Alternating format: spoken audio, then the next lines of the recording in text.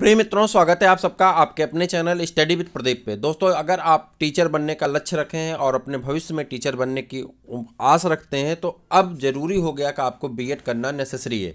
तो बीएड करने के लिए आपको सारी चीज़ें हम बताने जा रहे हैं। यदि आप बीएड नहीं किए हैं तो यह वीडियो आपके लिए है। आप ध्यान से सारी चीज़ों को समझने का प्रयास करेंगे। हालांकि इसके बाद हम एक वीडियो और लेकर के आएंगे जिसमें हम प्रारूप के साथ आपको एक एक चीज़ें समझाएंगे जो आपके लिए बहुत ज़रूरी है। तो यहाँ पे संपूर्ण जानकारी हम बताने जा रहे हैं। कब पेपर आएगा, कब उसका फॉर्म आएगा, कब उसका पेपर हो सकता है, कैसे संभावनाएं क्या होती हैं, बुक कौन सी आपके लिए अच्छी पड़ेंगी। तो इन सभी चीज़ों पे, हालांकि दूसरे वीडियो में हम संपूर्ण चीज़ों पे चर्चा करेंगे, स्थिरता के साथ हम सारी वीडियो बताएंगे।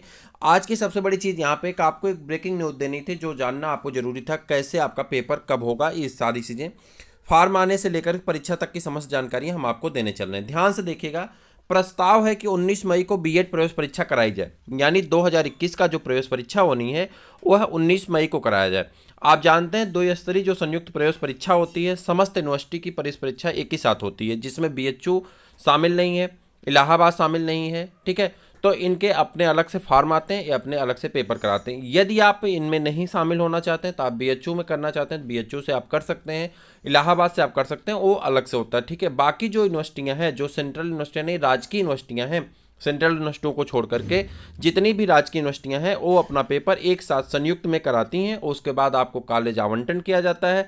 जो कॉलेज आवंटन किया जाते हैं वहाँ से आप अपना यूनिवर्सिटी के माध्यम से एडमिशन करवाते हैं, आप अपनी फीस जमा करते हैं और फीस जमा करने के बाद आप अपना शिक्षण करते हैं। शिक्षण करने के बाद आप पेपर देते हैं, पास होते हैं, आपकी मार्कशीट आती है। तो ये पूरा एक प्रारूप होता है जो आपको एक क्रम से करना होता है। सबसे पहले आप क्या करेंगे, फॉर्म भरेंगे, फॉर्म भरने के बाद आप पेपर देंगे, पेपर देने के बाद आपको रिजल्ट आते हैं। रिजल्ट के अनुसार आपको अलग अलग यूनिवर्सिटियों में वो कॉलेज चूज करने का आपको ऑप्शन मिलता है। आप कॉलेज चूज करते हैं। जब आप कॉलेज चूज कर लेते हैं, कॉलेज चूज करने के बाद आपको क्या मौका मिलता है कि आप वहाँ पे एडमिशन करवाएंगे। एडमिशन करवाने के बाद आप अपना पठन पाठन करते हैं और उसके बाद आपका पेपर होता है, आपकी मार्कशीट आती। तो ये पूरा प्रारूप है जिसके बारे में आप सब कुछ जानते हैं। मेन मुद्दा ये है कि फॉर्म कब आएगा, पेपर कब होगा और पेपर जो होगा वो कैसे होगा। ठीक है, तो फॉर्म जो आता है आपका, वो फॉर्म आने वाला है फरवरी के महीने में फॉर्म आएगी। यहाँ पे देखिए कहा जा रहा है कि 1 फरवरी को सूचना जारी कर दी जाएगी। 1 फरवरी को आपकी सूचना क्या होगी, जारी कर दी जाती। सबसे बड़ी चीज़ यहाँ पे ओबीसी और जनरल के अभ्यर्थियों के लिए है कि इनकी फीस में एक भी पैसे की बढ़ोतरी नहीं की गई। नहीं तो हर साल 100, 200, 500 बढ़ा दिया जाता था, लेकिन इस बार फीस पुरानी ही रखी गई है। और दूसरी सबसे बड़ी बात यहाँ पे कि इस बार भी लखनऊ विश्वविद्यालय ही आपका पेपर करा रहा है। तो लखनऊ विश्वविद्यालय आपका पेपर करा रहा है। सोमवार को मीटिंग कराई गई और उस मीटिंग के बाद यह निर्णय लिया गया कि हम जो है 19 मई को पेपर करवाएंगे। कब पेपर करवाएंगे, 19 मई को, यानी आपके पास संपूर्ण टाइम है, आप अपनी पूरी तैयारी कर सकते हैं। अब मैं इस पर एक नज़र डालूं तो यहाँ पे 2 इंपॉर्टेंट चीज़ें थी। इसको आप पेपर के माध्यम से पढ़े होंगे, नहीं पढ़े होंगे तो मैं अभी पढ़ के आपको सुना दे रहा हूँ। 2 मिनट लगेगा, घबराइए मत। पेपर जो आपका होता है उसमें आपके 2 पेपर होते हैं, आप अच्छी तरह जानते हैं। एक पेपर आपका किसका होता है तो जल्दी से बता दीजिए। एक पेपर आपका होता है, इसमें 2 पाली में पेपर होते हैं। पहले पाली में 2 सब्जेक्ट होते हैं। एक आपका हिंदी का पेपर होता है, 50 क्वेश्चन होते हैं, 100। और दूसरा जो पेपर होता है वो आपका किसका होता है, इसी के साथ जीएस का पेपर होता है। जीएस का पेपर होता है, इसमें भी 50 क्वेश्चन होते हैं और इसमें भी 50 क्वेश्चन, यानी 100 क्वेश्चन के लिए आप इन पेपर का सामना करेंगे। दूसरे पाली का जो पेपर होगा इसमें आपका 50 क्वेश्चन रीजनिंग का होता है और जो ये क्या कहते हैं, और एक पेपर होता है वो आपके सब्जेक्ट का होता है। अब सब्जेक्ट में आपके 3 सब्जेक्ट हो जाते हैं। जैसे जो आर्ट ग्रुप के हैं तो आर्ट का हो जाता है, जो 4 सब्जेक्ट हो जाते हैं। जो आपके साइंस ग्रुप के हैं उनके साइंस का सब्जेक्ट हो जाता है, और जो कॉमर्स ग्रुप के हैं कॉमर्स हो जाता है, और जो एग्रीकल्चर ग्रुप से हैं उनका एग्रीकल्चर का हो जाता है। ठीक है, तो इनके अलग अलग सब्जेक्ट, अलग अलग टॉपिक और अलग अलग चीज़ें कैसे क्या तैयार करने से आपको सरकारी कॉलेज बेहतर मिल जाएगा, उसके लिए आप चैनल को सब्सक्राइब कर लीजिए। नेक्स्ट वीडियो में हम संपूर्ण जानकारी आपको देने वाले हैं। तो यहाँ पे हम सारी चीज़ें आपको बताएं, उसके पहले मैं आपको एक चीज़ और बताऊँ। अब बात आती बुक के लिए। तो बुक के लिए जैसे आप हिंदी पढ़ते हैं, आपके सब्जेक्ट कौन हो गया, हिंदी हो गया, जीके हो गया, रीजनिंग हो गई, ठीक, और उसके बाद आपका सब्जेक्ट हो गया। सब्जेक्ट का जो पेपर आता है वो इंटर स्तर का आता है, 10+2 स्तर का आता है। तो अब जैसे आप आर्ट ग्रुप से हैं तो आपका भूगोल पढ़ना है, इतिहास पढ़ना है, ठीक है, अर्थशास्त्र पढ़ना है, नागरिक शास्त्र पढ़ना है, उसमें संविधान पढ़ना है, ठीक है, अर्थव्यवस्था पढ़नी, सब कुछ। साइंस ग्रुप के हैं तो आपको पढ़ना है फिजिक्स पढ़ना है, केमिस्ट्री पढ़ना है, बायोलॉजी पढ़ना है, ठीक है, उसके बाद मैथ पढ़ना है।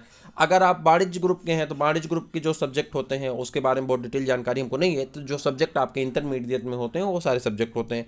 एग्रीकल्चर के साथ भी वही चीज़ें हैं, ठीक। तो दो चीज़ों के बारे में मैंने आपसे बता दिया। अब हिंदी के लिए जो बुक आप लेंगे तो मार्केट में आपको लूसेंट की बुक मिल जाती हैं, जीके के लिए भी लूसेंट सामान्य ज्ञान मिल जाएगा, रीजनिंग के लिए आर के झा की बुक आप ले सकते हैं, मार्केट में अरिहंत पब्लिकेशन का आता है।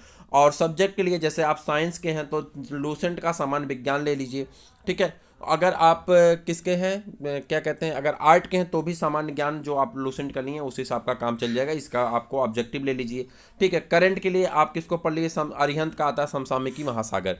तो अलग अलग कंपनी की अलग अलग बुक आती हैं, उसको आप पढ़ करके अच्छे से कर सकते हैं। मैं एक बुक लिस्ट आप तैयार करके मैं आपको दे दूंगा, जिस बुक लिस्ट को आप ऑप्शन के हिसाब से, किसी भी कंपनी का मैं प्रमोशन नहीं कर रहा हूं, ऑप्शन के हिसाब से मैं दे दूंगा, जो आपको अच्छी लगे, जो आपके पास बुक अवेलेबल हो उस बुक को आप पढ़ लीजिए। आपके पास संपूर्ण टाइम है अभी से। अगर आप शुरू से शून्य से शुरू करेंगे तो भी आप बड़े आराम से सरकारी कॉलेज पा जाएंगे और कम फीस में आप बीएड कंप्लीट कर लेंगे। संयुक्त प्रवेश परीक्षा की अगर बात करें 2021 का आयोजन आगामी 19 मई को किया जाएगा। लखनऊ विश्वविद्यालय में सोमवार को हुई सलाहकार समिति की बैठक में यह तिथि प्रस्तावित की गई है। इस पर अंतिम मुहर शासन की ओर से लगाई जाएगी। अभी मुहर लगी नहीं, हो सकता है कि अभी टलोल जाए, ठीक है।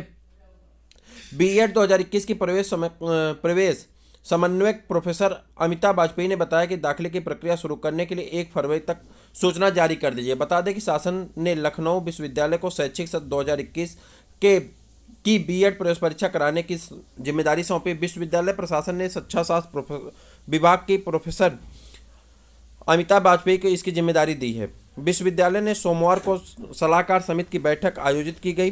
प्रोफेसर अमिताभ वाजपेयी ने बताया कि 19 मई को प्रवेश परीक्षा कराए जाने की तिथि प्रस्तावित की गई। शासन को इसका प्रस्ताव भेजा जाएगा। आगामी 1 फरवरी को विज्ञापन जारी किया जाएगा।